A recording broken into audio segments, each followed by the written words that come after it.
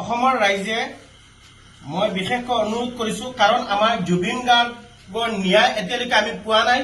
গতিকে আমাৰ বিশেষ এটা অনুৰোধ আমাৰ অসমৰ ৰাইজক, যাতে কোনো যাতে আমি যিটো দেৱালী পূজা, এই দেৱালী পূজাটো যাতে আমি নাপাতো।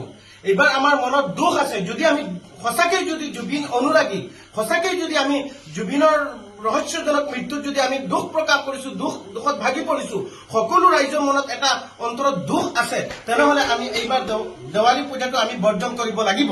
আৰু বিশেষকৈ যিমান দল সংগঠনে কৈ আছে, যিমান দল সংগঠনে জুবিন অনুৰাগীসকলে কৈ আছে যে আমি এইবাৰ দেৱালী পাতিব নালাগে, আমি সকলোৰ লগত একমত। আৰু বিশেষকৈ মই আমাৰ অসমৰ মাননীয় মুখ্যমন্ত্ৰী ডাঙৰীয়াক মই স্পষ্টকৈ কৈছো যে মাননীয় হিমন্ত বিশ্ব শৰ্মা ডাঙৰীয়া, আপুনি জুবিন গাৰ্গক আপুনি ন্যায় দিয়ক, নহলে কিন্তু অসমৰ ৰাইজ ক্ষান্ত নাথাকে।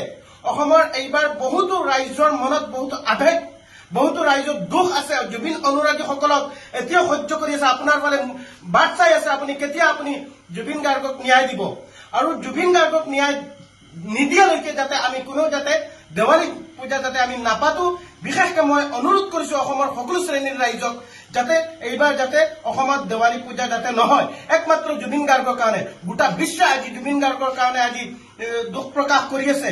আজি সকলোৱে স্বীকৃতি, জুবিন গাৰ্গৰ যিটো গুগলেও আজি জুবিন গাৰ্গৰ মৃত্যুত যিটো ছিংগাপুৰৰ টাইপ আজি স্বীকৃতি প্ৰদান কৰিছে, তেতিয়াহ'লে আমি কিয় অসমৰ ৰাইজে এটা অসমীয়াৰ কাৰণে আমি কিয় নোৱাৰিম? আজি দীপাৱলী আমি বন্ধ কৰিব লাগিব, এইবাৰ কাৰণে আমি জুবিন গাৰ্গৰ কাৰণে আমি দেৱালী বন্ধ কৰিব লাগিব।